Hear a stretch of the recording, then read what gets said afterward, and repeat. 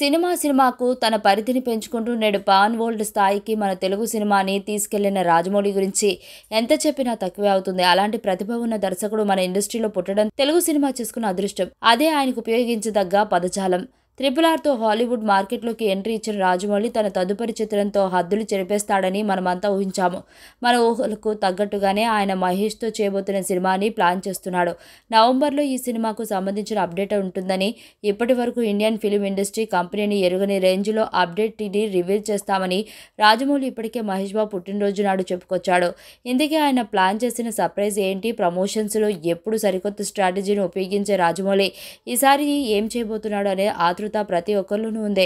అందుతున్న విశ్వసనీయ వర్గాల సమాచారం ప్రకారం ఈ చిత్రానికి సంబంధించిన మొదటి అప్డేట్ని అవతార్, టైటానిక్ చిత్రాల సృష్టికర్త జేమ్స్ కెమెరూన్తో లాంచ్ చేయించే ప్లాన్లో ఉన్నాడట.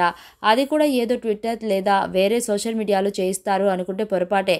త్వరలోనే జేమ్స్ కెమెరూన్ తన లేటెస్ట్ చిత్రం Avatar the fire and ash movie విడుదల సందర్భంగా ప్రమోషన్స్ కోసం ఇండియాకి రానున్నాడు.